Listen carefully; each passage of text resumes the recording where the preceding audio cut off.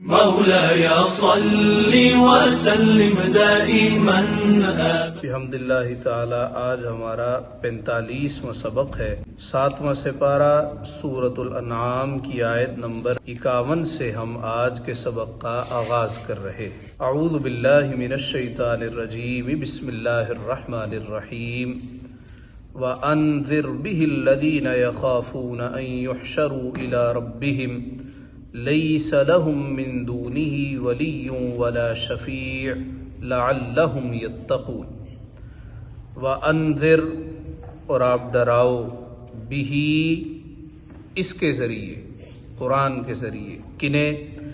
الَّذِينَ يَخَافُونَ، جنہیں خوف ہو، ان یحشروا الی ربہم، کہ اپنے رب کی طرف یوں اٹھائے جائیں، لیس لہم من دونہ ولی، کہ اللہ کے سوا نہ ان کا کوئی حمایتی ہو، ولا شفیع، اور نہ کوئی سفارشی، لعلہم یتقون، اس امید پر کہ وہ پرہیزگار ہو جائیں۔ ڈرانا کن کو ہے؟ جو پہلے ہی خوف زدہ ہیں، جو پہلے ہی ڈرے ہوئے ہیں۔ تو ان کو کیوں ڈرایا جائے؟ تاکہ ان کے تقوی میں اضافہ ہو۔ ڈرانا کس کے ساتھ ہے؟ اس قرآن کے ساتھ۔ کس طرح ڈرانا ہے؟ یہ بتا کر کہ وہاں اللہ کے سوا نہ تو کوئی حمایتی ہوگا، نہ کوئی سفارشی ہوگا۔ اس طرح کی بعض آیتیں پڑھ کر بعض لوگ یہ اعتراض کرتے ہیں جی قیامت کے روز کوئی شفاعت نہیں ہوگی۔ ایک سوال میں آپ سے پوچھتا ہوں کہ قرآن مجید کی سب سے بہترین تفسیر کون سی ہے جو آپ کے گھر میں ہو؟ ہے آپ کے گھر میں کوئی تفسیر؟ ہاں، قرآن کی سب سے بہترین تفسیر قرآن خود ہے۔ القرآن یفسر بعضہ بعضا، قرآن اپنے بعض کی بعض مقامات پہ خود ہی تفسیر کرتا۔ اب یہاں پہ کیا فرمایا؟ کوئی حمایتی نہیں، کوئی سفارشی نہیں مگر اللہ۔ اب آپ سورہ یونس کھولیے، 11واں سپارہ ہے، آیت نمبر 3۔ ارشاد ہوتا ہے، ان ربکم اللہ الذی خلق السماوات والارض فی 6 ایام ثم استوى علی العرش، بے شک تمہارا رب اللہ ہے جس نے آسمان اور زمین 6 دن میں بنائے، پھر عرش پر استوا فرمایا جیسے اس کی شان ہے۔ یدبر الامر، کام کی تدبیر فرماتا ہے۔ ما من شفیع، کوئی سفارشی نہیں، الا من بعد اذنہ، مگر اس کی اجازت کے بعد۔ اب وہ جو پیچھے ہم نے جملہ پڑھا آج کے سبق کا کہ اللہ کہتا ہے میرے سوا کوئی حمایتی نہیں، کوئی سفارشی نہیں، یہاں کیا فرمایا؟ کوئی سفارشی نہیں، الا من بعد اذنہ، مگر میری اجازت کے بعد۔ اس کا مطلب یہ ہے کہ اللہ اجازت عطا فرمائے گا تو سرکار شفاعت کریں گے، اللہ اجازت فرمائے گا تو علماء شفاعت کریں گے، اللہ اجازت فرمائے گا تو شہداء شفاعت کریں گے۔ اللہ جس کو اجازت عطا فرماتا جائے گا وہ شفاعت کرتے چلے جائیں۔ وَلَا تَطْرُدِ الَّذِينَ يَدْعُونَ رَبَّهُمْ بِالْغَدَاةِ وَالْعَشِيِّ يُرِيدُونَ وَجْهَهُ، اور دور نہ کرو انہیں، یدعون ربہم، جو پکارتے ہیں اپنے رب کو، بالغداتی، صبح، والعشی، اور شام کو، یریدون وجہہ، اس کی رضا چاہتے ہوئے۔ نبی اکرم صلی اللہ علیہ وسلم کی خدمت اقدس میں کچھ امیر کفار نے پیغام بھجوایا کہ ہم آتے ہیں آپ کے پاس، آپ کی باتیں سنتے ہیں، لیکن ہماری ایک شرط ہے۔ بھی کیا شرط ہے؟ کہنے لگے یہ جو آپ کے پاس غریب غربا بیٹھتے ہیں انہیں آپ اٹھا دیجیے، ہمیں ان کے ساتھ بیٹھتے شرم آتی ہے، کہاں ہمارا سٹیٹس اور کہاں یہ فقیر لوگ۔ تو نبی پاک صلی اللہ علیہ وسلم کے دل میں شاید خیال آیا ہو کہ یہ لوگ اگر دین اسلام قبول کر لیں تو اسلام کی پاور میں اضافہ ہوگا، یہ جہنم سے بچ جائیں گے۔ ابھی کچھ فرمایا نہیں تو دل میں خیال پیدا ہوا، اللہ رب العزت نے فوراً جبریل کو بھجوایا، جبریل جاؤ میرے مصطفیٰ سے جا کے کہہ دو، وَلَا تَطْرُدِ الَّذِينَ يَدْعُونَ رَبَّهُمْ بِالْغَدَاةِ وَالْعَشِيِّ، اور محبوب انہیں دور نہ کرو اپنے سے جو اپنے رب کو پکارتے ہیں، صبح بھی اور شام بھی، یریدون وجہہ، کس لیے پکارتے ہیں؟ رضائے الہی کے حصول کے۔ نبی پاک صلی اللہ علیہ وسلم نے حضرت معاذ بن جبل کو جب یمن کا گورنر بنایا تو آپ نے فرمایا، اے معاذ تو سواری پہ سوار ہو، میں تیرے ساتھ پیدل چلتا ہوں۔ سرکار دو عالم صلی اللہ علیہ وآلہ وسلم کی عادت کریمہ یہ ہے کہ جب آپ کوئی مہمان آتا تو دروازے تک چھوڑنے اس کو آتے تھے۔ ہر شخص کو اس کے مرتبے کے مطابق حضور علیہ السلام عزت عطا فرماتے ہیں۔ تو مہمان کی عزت یہ ہے اس کو ریسیو کیا جائے اور باہر دروازے تک اس کو چھوڑا جائے۔ اور بعض اوقات جب آپ سفر پر صحابہ کو روانہ فرماتے، بعض اوقات جب محاذ پر صحابہ جاتے تو آپ مدینہ شریف کی حدود تک انہیں چھوڑنے جایا کرتے تھے۔ معاذ بن جبل سے حضور نے کہا تو سواری پہ سوار ہو اور میں تیرے ساتھ پیدل چلتا ہوں۔ انہوں نے کہا یا رسول اللہ میں تو یہ نہیں کر سکتا، وہم و گمان میں بھی نہیں یہ چیز لا سکتا کہ آپ نیچے ہوں پیدل ہوں اور میں سوار ہوں۔ کہاں آقا کہاں غلام؟ کا نہیں معاذ تو سواری پہ سوار ہو۔ تو چونکہ سرکار کا حکم تھا حضرت معاذ سواری پہ سوار ہوئے۔ بہت سی باتیں حضور نے کہیں، ان کو نصیحتیں بھی کی، وصیتیں بھی فرمائی۔ ساتھ ایک جملہ کہا ہے معاذ ہو سکتا ہے جب تو اگلی دفعہ آئے گا تو مجھ سے تیری ملاقات نہ ہو۔ تو جب حضرت معاذ نے سنا تو زاروں قطار رونا شروع ہو گئے۔ تو نبی پاک صلی اللہ علیہ وآلہ وسلم نے فرمایا معاذ رو نہ، ان اول الناس بی، میرے سب سے قریب وہ بندہ المتقون جو سب سے بڑھ کے متقی ہوگا، وہ جہاں بھی ہو وہ میرے قریب ہوگا۔ کوئی فیصل آباد کا ہو، کوئی انگلینڈ کا ہو، کوئی امریکہ کا ہو، کوئی سعودی عربیہ کا ہو، کوئی ملک شام کا ہو، کوئی لیبیا کا ہو، کوئی فجی کا ہو، کوئی جزائر کا ہو، جہاں کا بھی ہو، سرکار نے فرمایا جو سب سے بڑھ کے متقی ہوگا وہ میرے قریب ہوگا۔ تو یہ جو بعض لوگوں نے ایک اپنا خیال بنا رکھا ہے کہ ہم سرکار کے قریب ہیں اور کام کوئی بھی سرکار والے نہیں، کوئی خوف خدا نہیں، کوئی تقوی پرہیزگاری نہیں، انہیں 700 دفعہ سوچنا چاہیے کہ ہم کیسا گمان کر رہے ہیں۔ اور ایک وہ بندہ بھلے وہ ساری زندگی مکہ شریف نہیں گیا، مدینہ شریف نہیں گیا، پیسے ہی نہیں تھے، استطاعت نہیں تھی، مگر سرکار کی محبت میں روتا رہا، آرزو میں تڑپتا رہا کہ کبھی تو سرکار بلائیں گے، کبھی تو ہمارا بھی بلاوا آئے گا۔ اب یہ بندہ اس بندے سے 1000 درجے بہتر ہے جس کے پاس پیسہ ہے اور وہ ٹکٹ لے کے نکل جاتا ہے، اس کے دل میں وہ محبت نہیں ہے جو یہاں پہ رہنے والے کے دل میں محبت ہے۔ تو سرکار نے فرمایا وہ جہاں بھی ہو، جہاں کا بھی باشندہ ہو، قیامت کے روز میرے سب سے قریب وہ ہوگا۔ نہ صرف قیامت کے روز بلکہ دنیا میں بھی میرے وہ قریب ہے، کیونکہ وہ متقی ہے، چونکہ وہ پرہیزگار ہے۔ یہاں پہ فرمایا محبوب پیارے، یہ نہ سمجھو یہ غریب ہیں، غریب سمجھ کے دور کر دیا، نہیں، یہ صبح و شام اپنے پروردگار کو پکارتے ہیں۔ کیوں؟ یریدون وجہہ، اللہ کی رضا چاہتے ہو۔ ما علیک من حسابہم من شیء، تم پر ان کے حساب سے کچھ نہیں، وما من حسابک علیہم من شیء، اور ان پر تمہارے حساب سے کچھ نہیں۔ فتطردہم فتکون من الظالمین، پھر انہیں تم دور کرو تو یہ کام انصاف سے بعید ہے۔ نبی اکرم صلی اللہ علیہ وآلہ وسلم فقراء میں رہتے تھے اور آپ فقراء سے محبت کیا کرتے تھے، فقراء میں رہتے تھے، غریب صحابہ میں آپ رہا کرتے تھے اور ان سے آپ محبت فرمایا کرتے تھے۔ کیوں؟ اللہ کا فرمان کہ دیکھو نا صبح و شام اللہ کو پکارتے ہیں، اللہ کی رضا میں راضی رہتے ہیں۔ فَتَطْرُدَهُمْ فَتَكُونَ مِنَ الظَّالِمِينَ، محبوب تم ان کو دور نہ کرو، اگر ایسا کرو گے فَتَكُونَ مِنَ الظَّالِمِينَ تو ظالموں میں سے ہو جاؤ۔ یعنی یہ انصاف سے دور بات ہے کہ آپ اس وجہ سے انہیں دور کر دیں کہ یہ غریب ہیں اور اس وجہ سے کہ امیر قریب آنا چاہتے ہیں۔ وَكَذَلِكَ فَتَنَّا بَعْضَهُمْ بِبَعْضٍ لِيَقُولُوا أَهَٰؤُلَاءِ مَنَّ اللَّهُ عَلَيْهِمْ مِن بَيْنِنَا، اور یوں ہی فتنہ بعضهم ببعض، ہم نے ان میں ایک کو دوسرے کے لیے فتنہ بنایا۔ لِيَقُولُوا أَهَٰؤُلَاءِ مَنَّ اللَّهُ عَلَيْهِمْ مِن بَيْنِنَا، کہ مالدار کافر محتاج کو دیکھ کر کہیں کیا یہ ہیں جن پر اللہ نے احسان کیا؟ یعنی غریبوں کے لیے امیروں کو فتنہ بنایا، امیروں کے لیے غریبوں کو فتنہ بنایا۔ غریبوں کے ذریعے امیروں کی آزمائش ہوتی ہے اور امیروں کے ذریعے غریبوں کی آزمائش ہوتی ہے، دونوں طریقوں سے اللہ آزمائش کرتا ہے۔ الیس اللہ بأعلم بالشاکرین، کہ اللہ خوب نہیں جانتا حق ماننے والوں۔ اب غریبوں کی آزمائش کیسے؟ غریب بندہ وہ ہر وقت ان کی طرف ہی دیکھتا رہتا ہے، وہ قناعت اختیار نہیں کرتا.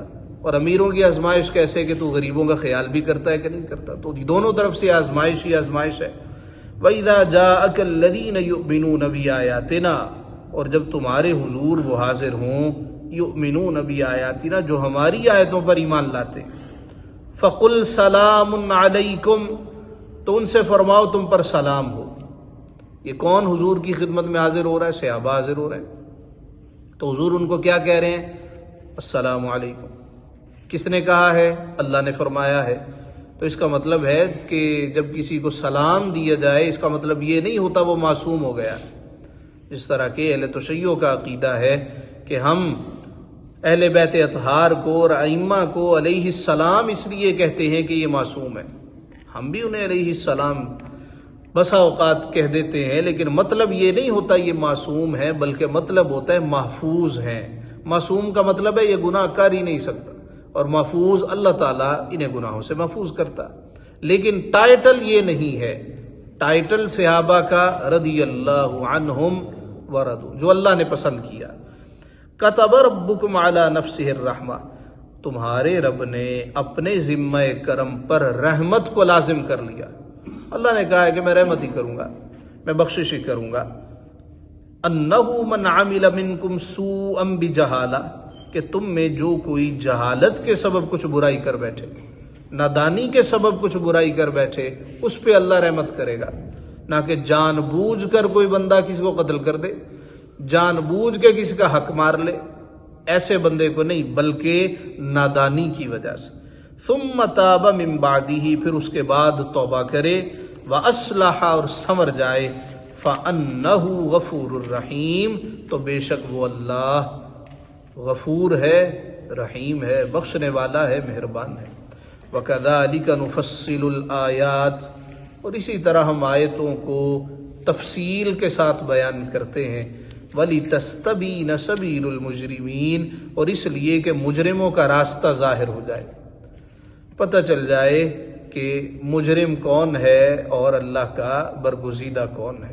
قل، آ فرماؤ، انی نہیت، بے شک مجھے منع کیا گیا ہے، مجھے روکا گیا ہے، ان اعبد الذین تدعون من دون اللہ، کہ میں انہیں پوجوں جن کو تم اللہ کے سوا پوجتے ہو.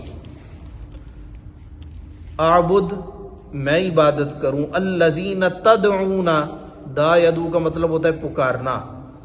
لفظی ترجمہ یہ ہوگا، محبوب پیارے ان سے فرماؤ مجھے منع کیا گیا ہے کہ میں ان کی عبادت کروں جن کو تم پکارتے ہو. اور بامحاورہ ترجمہ یہ ہے کہ میں انہیں پوجوں جن کو تم اللہ کے سوا پوجتے ہو. اس کا مطلب ہے کہ ہر پکار عبادت نہیں ہوتی، بلکہ وہ پکار عبادت ہوتی ہے جو معبود سمجھ کے پکاری جائے. کسی نے اگر یا رسول اللہ کہہ دیا تو یہ شرک نہیں ہے. ہاں، اگر اس نے یا رسول اللہ یہ سمجھ کے کہا کہ یہ معبود ہیں، کہ خدا ہیں، تو شرک ہے. کسی نے یا علی کہہ دیا تو یہ شرک نہیں ہے. کیوں؟ اس نے معبود جان کے نہیں پکارا، اس نے عبد جان کے ہی یا کا لفظ استعمال کیا. آپ فرماؤ مجھے منع کیا گیا ہے کہ میں انہیں پوجوں جن کو تم اللہ کے سوا پوجتے ہو. قل، آپ فرماؤ، لا اتبع اہواءکم قد ضللت، میں تمہاری خواہش پر نہیں چلتا. قد ضللت اذن، اگر ایسا تو پھر تو میں بہک جاؤں. وما انا من المہتدین، اور نہ میں رہوں راہ ہدایت پر. قل، آپ کہیے، انی علی بینۃ من ربی وکذبتم بی، میں تو اپنے رب کی طرف سے روشن دلیل پر ہوں. وکذبتم بی، اور تم اسے جھٹلاتے ہو. ما عندی ما تستعجلون بہ، میرے پاس نہیں جس کی تم جلدی مچا رہے ہو. ما عندی، میرے پاس نہیں ہے. ما تستعجلون بہ، جس کے لیے تم عجلت کا مظاہرہ کر رہے ہو. کیا مطلب؟ وہ کہتے تھے عذاب لے آؤ، مانتے نہیں تو جلدی کرو. سرکار نے فرمایا یہ تو میرے قبضہ قدرت میں نہیں ہے، عذاب دینا یہ اللہ کا کام ہے، میرا کام نہیں. میرا کام ہے تم تک پہنچا دینا. کچھ چیزیں اللہ نے فقط اپنے پاس رکھی ہیں، اور اس میں سے ایک عذاب ہے. ان الحکم الا للہ، حکم نہیں ہے مگر اللہ کا. اب اسی آیت کو لے کے جنگ صفین میں خارجیوں نے سیدنا علی المرتضیٰ کے خلاف علم بغاوت بلند کر دی۔ جب جنگ زوروں پر تھی اور دونوں طرف سے مسلمان گاجر مولی کی طرح کٹ رہے تھے، سیدنا علی المرتضیٰ نے دیکھا کہ جناب امیر معاویہ کی فوج سے ایک صاحب نے نیزہ لیا اور نیزے پہ قرآن رکھا اور باہر آ گئے۔ یہ علامت تھی کہ بھئی ہم صلح چاہتے ہیں، قرآن کو حکم بنا لیتے۔ کہا جی ٹھیک ہے، ہماری طرف سے بھی ایک منصف ہوگا، آپ کی طرف سے بھی منصف ہوگا، جو یہ فیصلہ کریں گے منظور ہے۔ دونوں طرف کے بار صحابہ تھے، تو دونوں نے متفقہ طور پہ ایک ایک شخص کو حکم بنا لیا، یہ جو فیصلہ کریں گے سب کو منظور ہوگا۔ جی ٹھیک ہے۔ اب جب انہوں نے فیصلہ کر لیا تو حضرت علی المرتضیٰ رضی اللہ تعالی عنہ کے جو ساتھی تھے یہ کہنے لگے، قرآن میں اللہ کہتا ہے کہ حکم تو صرف اللہ ہوگا، ان الحکم الا للہ، منصف ہوگا تو فقط اللہ۔ تو جب منصف فقط اللہ ہے تو آپ یہ کیا کر رہے ہیں؟ آپ لوگوں کو حاکم بنا رہے ہیں۔ تو آپ نے فرمایا الفاظ وہی ہیں لیکن تعبیر وہ نہیں ہے جو تم بیان کر رہے ہو، اس لیے کہ اللہ کو اوپر سے آ کے فیصلہ تو نہیں فرماتا۔ قرآن شریف میں ہے وَهُوَ أَحْكَمُ الْحَاكِمِينَ، سب حاکموں سے بڑا حاکم، اس کا مطلب ہے چھوٹے حاکم بھی ہیں اور سب حاکموں کے اوپر وہ حاکم ہے۔ تو پھر آپ نے مسلمانوں کے خلاف جنگ بند کر دی اور یہ جو خارجی تھے ان کے خلاف آپ نے جنگ شروع کی۔ آپ نے جملہ خارجیوں کو قتل کر دیا، مار دیا، واصل جہنم کر دیا، ایک یا دو بچے، انہی کی نسل پھر آج تک چلی آ رہی۔ یہ دین میں انتہا درجے کے متشدد ہیں۔ پیچھے آپ نے ایک لہر دیکھی ہوگی داعش کی، جنہوں نے عراق میں، جنہوں نے لیبیا میں، اب جنہوں نے ملک شام میں لوگوں کو قتل کرنا شروع کیا ہے، اور کیسے لوگوں کو جو مسلمان ہیں۔ یہ خارجیوں کی نسل ہے۔ کہتے ہیں جی صرف حکم چلے گا تو اللہ کا، کسی کا لحاظ نہیں کرتے، کسی کا خیال نہیں کرتے۔ یہ خارجی لوگ ہیں، بدبخت لوگ ہیں۔ تو مولا علی جہاں انہیں پکڑتے تھے مار دیتے تھے، اور ان کی نشانی کیا؟ انتہا درجے کے متشدد ہیں، انتہا درجے کے۔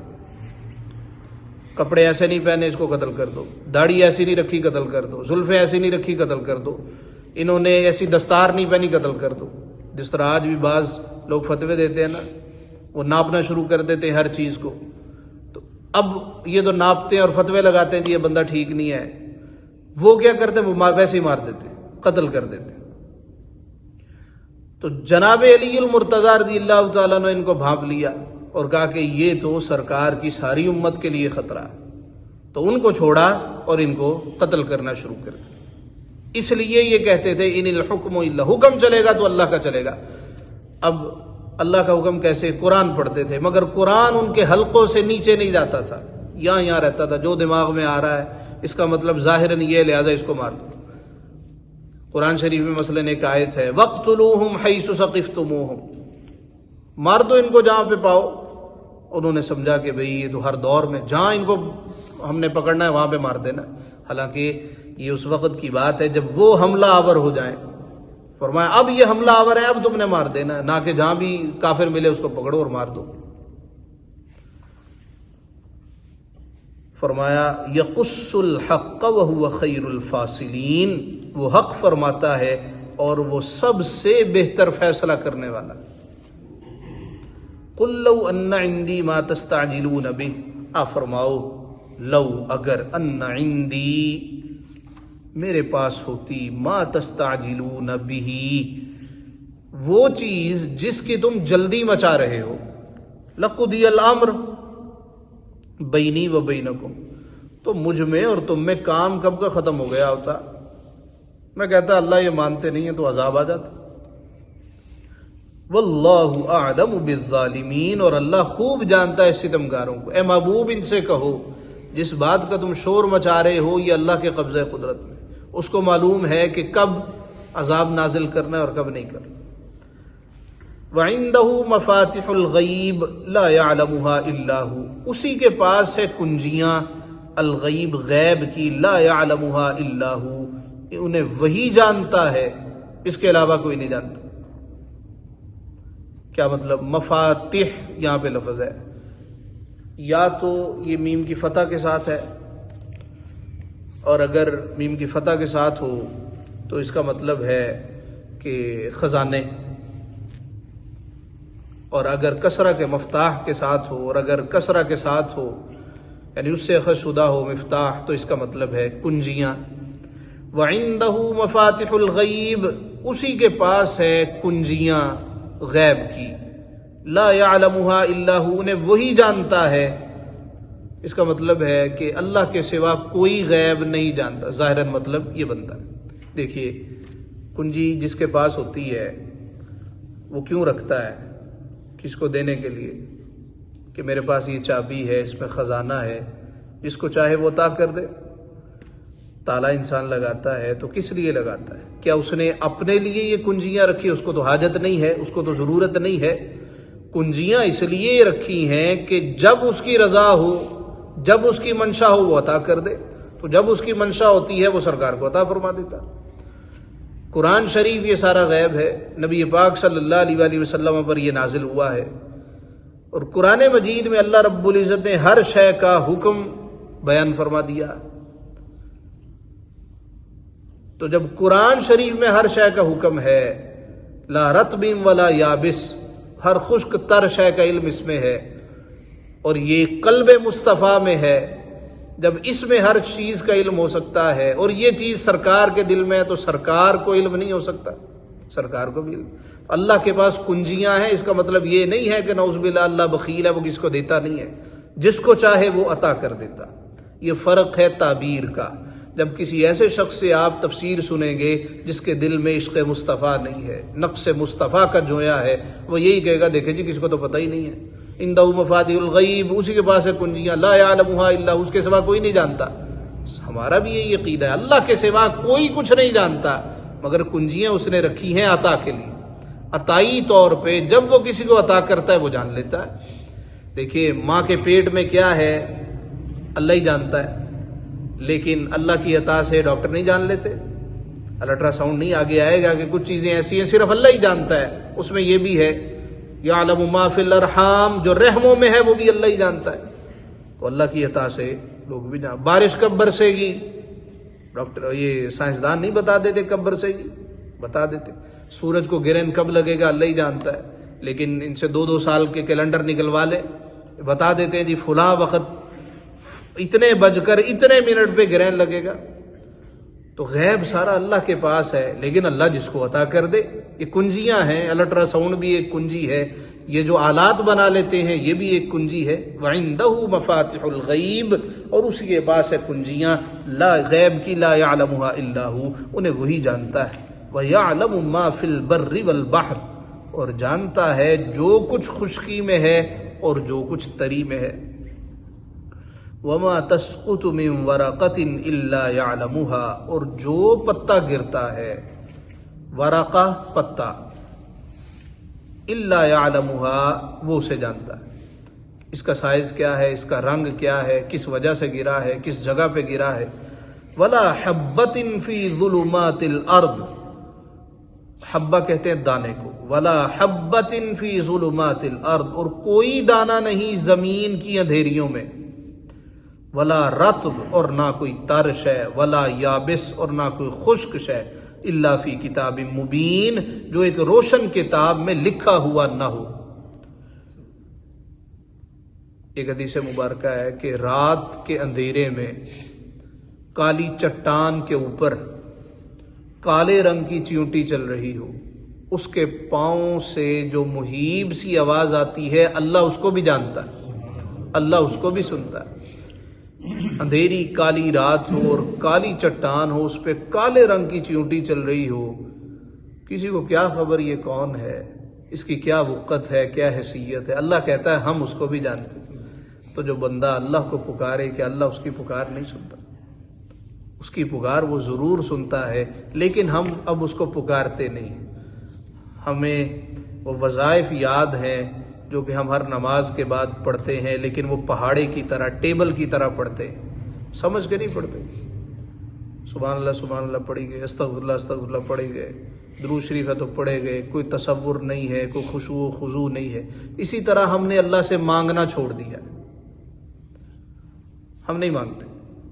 امام صاحب نے دعا کروائی، وہی ظاہر ہے جو قرآن شریف میں دعائیں موجود ہیں، جو حدیث مبارکہ میں، نہ تو ہمیں اس کا ترجمہ آتا ہے، ترجمہ آتا بھی ہو تو بار بار سن کے ہمیں وہ کیفیت پیدا نہیں ہوتی، جبکہ اصل دعا یہ ہے انسان بھلے پنجابی میں مانگے، بھلے اردو میں مانگے، بھلے پشتو میں مانگے، لیکن اپنی کیفیت سے مانگے، اور وہ مانگے جس شے کی اس کو حاجت ہے، اور جو چیز اس کے پاس ہے اس کے لیے بھی دعا مانگے، مولا یہ جو تو نے نعمتیں دی ہیں مجھ سے چھین نہ لینا، مولا میں تیرا شکر ادا کرتا ہوں۔ اللہ کو ایسے بندے پسند ہیں جو کسی زبان میں کلام کرتے ہوں مگر خشوع کے ساتھ، خضوع کے ساتھ، زاری کے ساتھ۔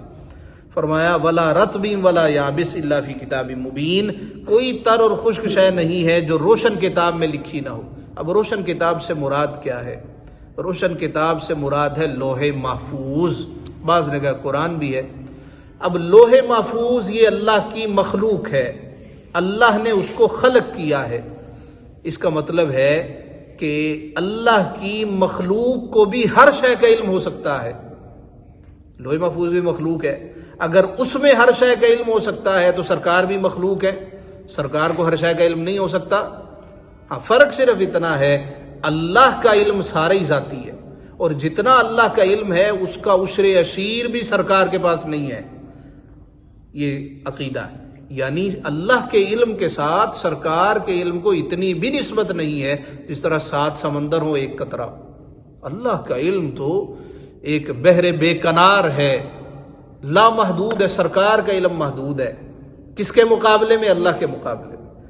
اور ساری مخلوق کا علم ایک طرف، سرکار کا علم ایک طرف۔ سرکار کا علم مخلوق کے مقابلے میں لامحدود ہے۔ تو جب لوح محفوظ جو کہ مخلوق ہے اس میں ہر شے کا علم ہو سکتا ہے، سرکار بھی مخلوق ہے، اس میں ہر شے کا علم مان سکتے ہو، تو سرکار میں ہر شے کا علم کیوں نہیں مان سکتے؟ وَهُوَ الَّذِي يَتَوَفَّاكُمْ بِاللَّيْلِ، اور وہی ہے جو رات کو تمہاری روحیں قبض کرتا ہے۔ توفا یا توفا کا مطلب ہر وقت موت نہیں ہوتا، مطلب ہے اخذ الشیء وافیہ، کسی شے کو پورے کا پورا لے لینا۔ وَهُوَ الَّذِي يَتَوَفَّاكُمْ بِاللَّيْلِ، اور وہی ہے جو رات کو تمہاری روحیں قبض کرتا ہے۔ جب بندہ سوتا ہے تو روح قبض ہو جاتی ہے۔ فقہی مسئلہ یاد رہے، سوئے ہوئے شخص کے پاس بیٹھنا یہ مکروہ ہے۔ کیوں؟ ہو سکتا ہے اس کی کوئی بات آپ کو ناگوار گزرے۔ جب انسان سو جاتا ہے تو دل اس کا دھڑک رہا ہے، لیکن وہ ہے مردہ، نہ وہ چل سکتا ہے نہ وہ کھا سکتا ہے، سویا ہوا ہے۔ اچھا، ایک گناہ یعنی بچے کے منہ میں فیڈر ڈال دیں وہ پی بھی لیتا ہے، لیکن اس کے حواس معطل ہوتے ہیں۔ بعض اوقات آپ نے محسوس کیا ہوگا، ہم اٹھ بھی جاتے ہیں، اٹھنے کی کوشش کرتے ہیں، جسم کو اٹھانے کی کوشش کرتے ہیں، یہ اٹھ نہیں پاتا۔ اور بعض لوگوں میں یہ کیفیت چند سیکنڈز کی ہوتی ہے، بعض لوگوں میں یہ 5 منٹ پر محیط ہو جاتی، اور یہ انتہا درجے کا کرب ہے کہ بندہ اپنے آپ کو اٹھانے کی کوشش کرتا ہے مگر وہ اٹھ نہیں پاتا، اس لیے کہ روح ہوگی تو اٹھے گا۔ اب ہوتا یہ کہ روح چونکہ قبض کر لی گئی، جب تک یہ واپس نہیں آئے گی بندہ اٹھ نہیں سکے گا۔ اب سم ٹائمز اس کو حکم نہیں ہوتا، اور اگر وہ حکم کبھی نہ دیا جائے تو بندہ سوتے سوتے ہی ختم ہو جاتا ہے، پھر دوبارہ وہ اٹھ نہیں پاتا۔ یہ جب حکم خداوندی ہوتا ہے کہ لوٹ جا، ابھی اس کی زندگی ہے تو وہ روح لوٹ آتی۔ تو بسا اوقات جب یہ ڈیلے ہو جاتا ہے تو یہی کنیکشن ہے جو ڈیلے ہوتا ہے۔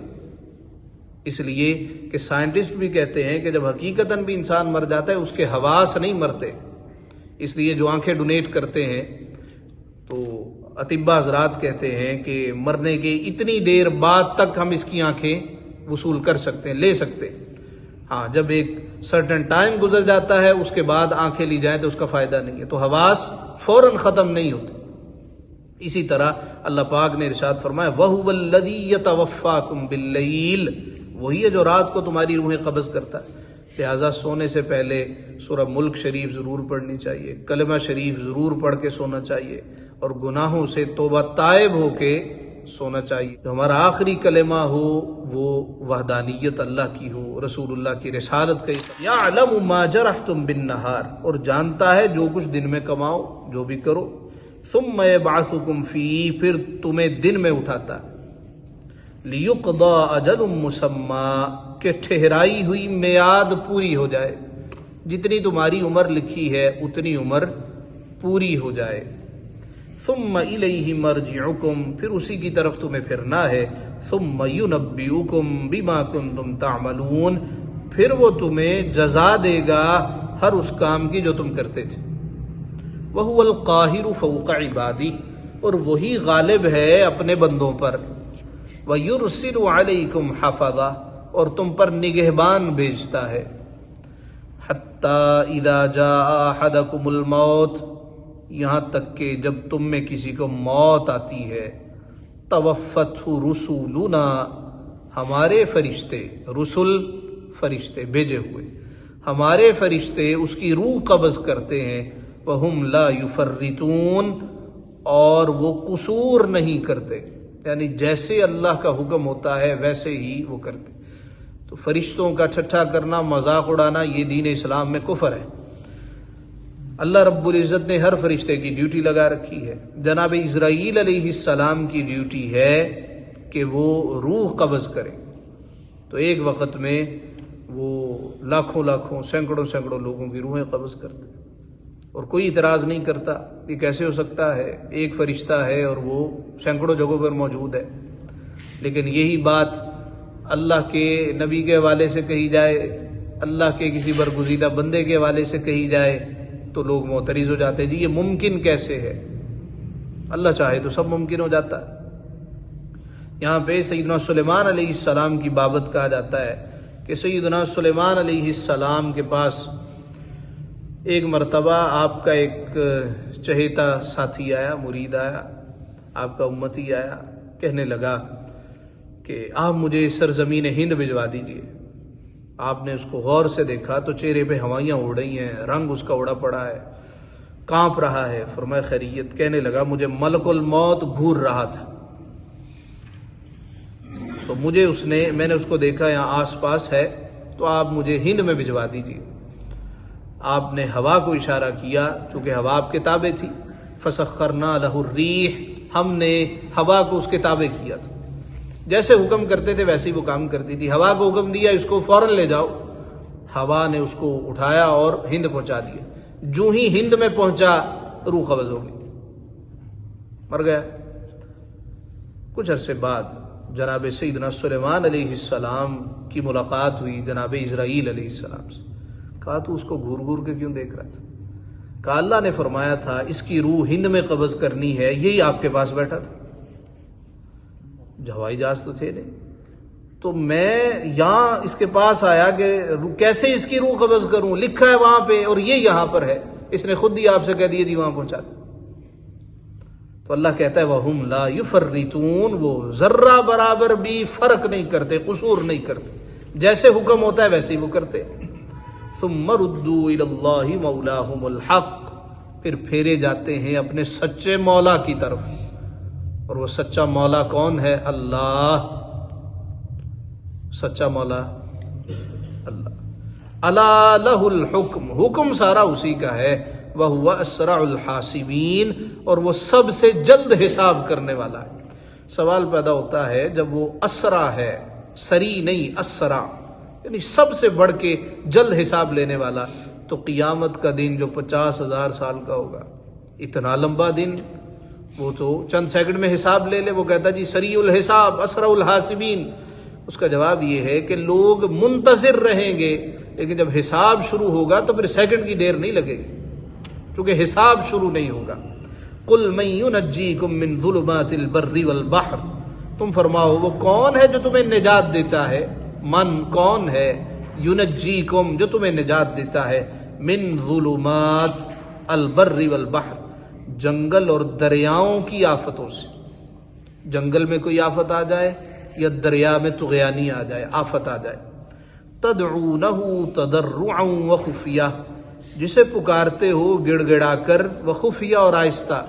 اللہ کو پکارنے کا یہ سب سے بہترین طریقہ ہے، کبھی گڑ گڑا کے پکارو، کبھی آہستہ پکارو، کبھی رو کے پکارو، کبھی دل میں پکارو، لئن انجانا من هذه لنکونن من الشاکرین، کہ اگر وہ ہمیں اس سے بچا لے تو ہم ضرور احسان مانیں گے۔ سوال ہے کون ہے جو تمہیں بچاتا ہے آفتوں سے؟ تم جنگل میں ہو، تم دریا میں ہو، جسے تم پکارتے ہو، کبھی گڑ گڑا کر، کبھی آہستہ۔ ہمارے حضرت صاحب کا معمول تھا، روزانہ 2 یا 2:30 بجے آپ اٹھ جاتے تھے، تہجد پڑھتے تھے، اور اس کے بعد وہ کم از کم آدھا گھنٹہ، پونا گھنٹہ روتے تھے۔ رو کے آواز ان کی بیٹھ گئی تھی، تقریر کرتے وقت بھی آواز صحیح نہیں نکلتی تھی، بس رویا روزانہ۔ اور جانے کب سے معمول تھا کہ جب بھی تہجد کے وقت اٹھنا، سحری کے وقت اٹھنا، تو دعا مانگنی، طویل دعا مانگنی۔ دعا از خود عبادت ہے۔ کوئی بندہ اگر بیمار ہے، وہ وضو نہیں کر سکتا، مصلی پہ نہیں بیٹھ سکتا، وہ کم از کم دعائیں کر لے۔ اور سحری کے وقت جب بندہ اٹھتا ہے نا، اس وقت دعا کرتا ہے تو اس کو پھر رونا آتا ہے، اس لیے کہ اس کی رحمت بندے کی طرف متوجہ ہوتی ہے۔ اور یہی وہ وقت ہے جب وہ پکارتا ہے کوئی مانگنے والا، اس کو عطا کر، بخشش مانگنے والا، رزق مانگنے والا، سلامتی مانگنے والا۔ لئن انجانا من هذه لنکونن من الشاکرین، کہ اگر وہ ہمیں اس سے بچا لے تو ہم ضرور احسان مانے۔ قل، آپ فرماؤ، اللہ، یہ اللہ ہے، ینجیکم منها، تمہیں نجات دیتا ہے اس سے، ومن کل کرب، اور ہر بے چینی سے، ثم انتم تشرکون، پھر بھی تم شریک ٹھہراتے ہو۔ تو ہر بے چینی کا علاج یاد خدا، اللہ کو یاد کر، اور اللہ سے یہ عرض کرنی چاہیے، مولا مجھے سکون عطا فرما۔ ہر بندہ تو کرب میں مبتلا ہوتا ہے زندگی میں، کرب تو ساتھ ساتھ رہتا ہے، خوشی ہوتی ہے تو بے چینیاں بھی ساتھ ہوتی ہیں، کبھی معاش کی فکر، کبھی اولاد کی فکر، کبھی گھر والوں کی فکر، کبھی اپنی صحت کی فکر، تو ہر طرف پریشانی ہے، کرب ہے۔ تو محبوب آپ کہیے، اللہ ینجیکم منہا، اللہ ہی ہر شے سے نجات عطا کرتا ہے، ومن کل کرب، اور ہر کرب سے، ہر بے چینی سے، ثم انتم تشرکون، پھر بھی تم شریک ٹھہراتے۔ قل، آپ فرماؤ، هو القادر، وہی تو قادر ہے، علی ان یبعث علیکم عذابا من فوقکم او من تحت ارجلکم، آپ فرماؤ وہی تو قادر ہے کہ تم پر عذاب بھیجے۔ اب دیکھیں وہ جو پیچھے جملہ ہے اس کے ساتھ ملائی، وہ کہتے تھے عذاب کیوں نہیں آتا، جلدی کیجئے نا۔ تو محبوب ان سے کہو کہ اگر میرے ہاتھ میں عذاب ہوتا تو فیصلہ تو ہو گیا ہوتا۔ آپ فرمائیے وہ قادر ہے علی ان یبعث علیکم عذابا من فوقکم، عذاب بھیجے تمہارے اوپر سے یا تمہارے نیچے سے۔ سوال پیدا ہوتا ہے کہ نبی پاک صلی اللہ علیہ وآلہ وسلم کو اللہ نے بے شمار معجزات عطا فرمائے، تو کچھ احباب یہ اعتراض کرتے نظر آتے ہیں، معترض ہوتے ہیں کہ نبی معجزہ صرف اسی وقت دکھا سکتا ہے جب اللہ حکم دے، ادروائز نبی معجزہ نہیں دکھا سکتا۔ دیکھیے بعض معجزات ایسے ہیں کہ جب تک اللہ رب العزت نہ ارشاد فرمائے معجزہ ہو نہیں سکتا۔ قرآن بھی معجزہ ہے، جب اللہ کی طرف سے آتا تھا تب بھی آتا تھا۔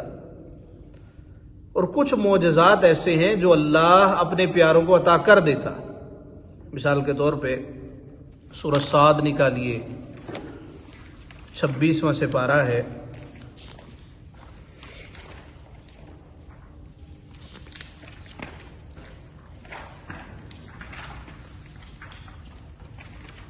آیت نمبر 36۔ یہ ایسے لوگوں کا جواب جو کہتے ہیں کہ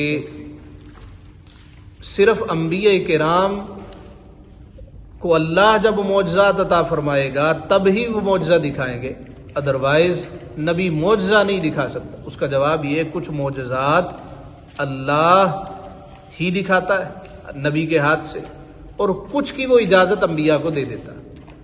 اس کا جواب 23واں سپارہ سورۃ صاد، 23واں سپارہ ہے سورۃ صاد، آیت نمبر ہے 36۔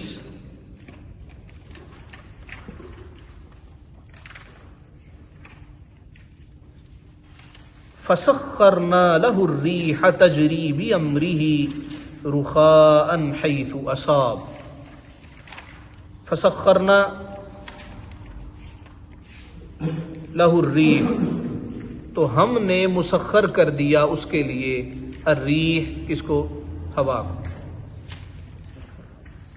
تجری بامرہ، وہ چلتی تھی اس کے حکم سے. کس کے حکم سے؟ سیدنا سلیمان علیہ السلام کے حکم سے.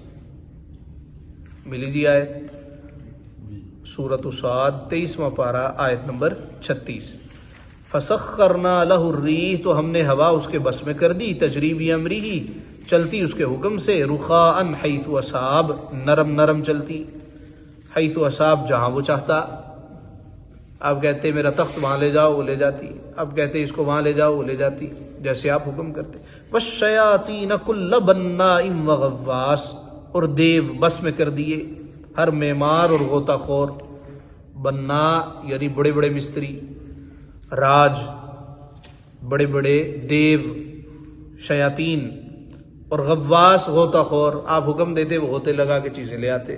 وآخرین مقررین فی الاسفاد، اور دوسرے اور بیڑیوں میں جکڑے ہوئے. ھذا عطاؤنا، اللہ کہتا ہے یہ ہماری عطا ہے.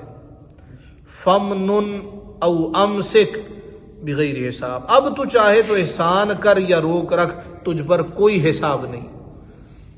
ھذا عطاؤنا، کس کی عطا ہے؟ اللہ کی عطا. تو اللہ رب العزت کی عطا سے معجزات ظاہر ہوتے ہیں. کچھ خاص چیزیں اللہ نے اپنے پاس رکھی ہیں، جس طرح عذاب اسی کو آئے گا جس کو اللہ عذاب دے. کچھ معجزات عطا کر دیے.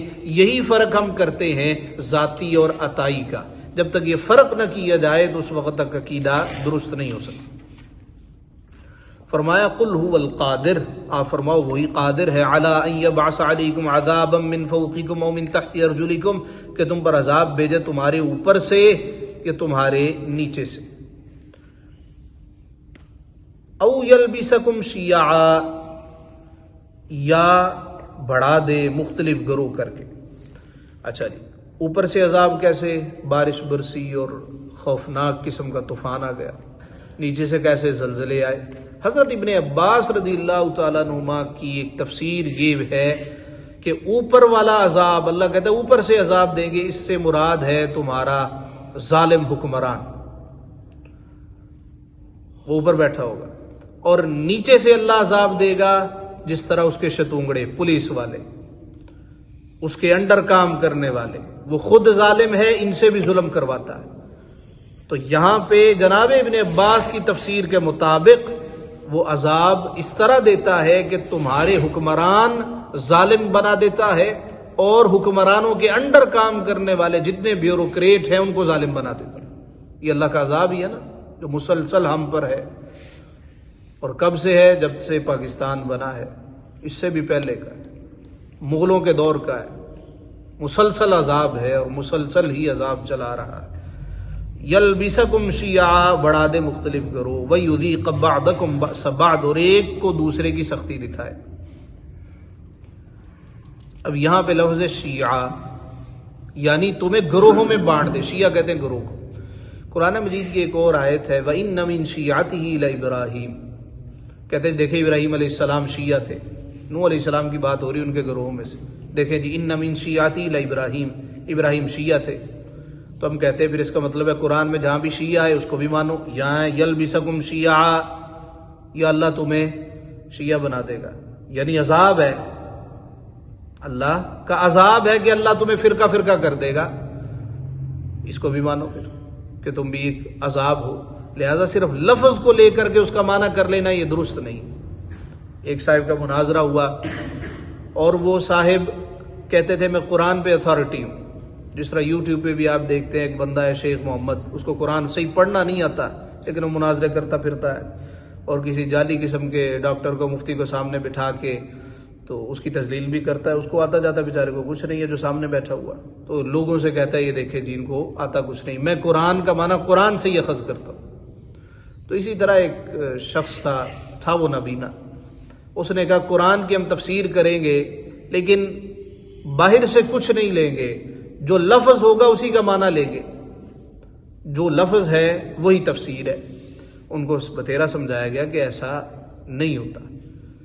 وہ کہنے لگے نہیں بھی ایسے ہی مناظرہ ہوگا، ویسے نہیں ہوگا. اور جو دوسرے صاحب تھے انہوں نے کہا اچھا پہلی باری میری. اللہ پاک نے فرمایا من کان فی ھذی اعمی فہو فی الآخرۃ اعمی. اعمی کہتے ہیں اندھے کو. اس کا مطلب یہ ہے جڑا اتھے انا تے اوتھے بھی انا. وہ کہنے لگے نہیں نہیں نہیں نہیں، اس کا مطلب یہ نہیں ہے. فرمایا یہی کہ میں تمہیں سمجھا رہے. اب بات اپنے پہ آئی تو مطلب یہ نہیں ہے. قرآن میں تو سیدھا سادہ عامہ کا مطلب بندہ ہے. اس کا مطلب یہ ہے جس نے یہاں حق کو نہیں پہچانا وہاں حق کو کیسے پہچان سکتا؟ تو جب اگر آپ اس کو ڈکشنری کے ساتھ دیکھیں اور سیاق و سباق نہ دیکھیں اور آپ مفسرین کو نہ دیکھیں، اس آیت کے بارے احادیث کیا کہتی ہیں اس کو نہ دیکھیں، تو پھر اسی طرح گمراہی ہے. جیسے دل کرتا ہے ویسے ہی ترجمہ کرنا شروع کر. ایک اور موٹیویشنل ہے، وہ بھی پرلے درجے کا اجہل جاہل ہے، وہ ساحل ندیم کے ادیم، وہ بھی وہ درفتنیاں چھوڑتا ہے کہ بندہ سوچ میں پڑتا ہے یہ کہنا کیا چاہ رہا ہے، کوئی سمجھ نہیں آ رہی. وَيُذِيقَ بَعْضَكُمْ بَأْسَ بَعْضٍ، اور ایک کو دوسرے کی سختی چکھائے، لڑائی جھگڑا شروع ہو جائے، مار کٹائی شروع ہو جائے. انظر کیف نصرف الآیات لعلہم یفقہون، دیکھو ہم کیوں کر طرح طرح سے آیتیں بیان کرتے ہیں، لعلہم یفقہون، کہ کہیں ان کو سمجھ آ جائے. یہ ساری مثالیں اس لیے ہیں، یہ حکایات اس لیے ہیں تاکہ یہ لوگ سمجھے اور اللہ کو مانے. صدق اللہ مولانا العظیم.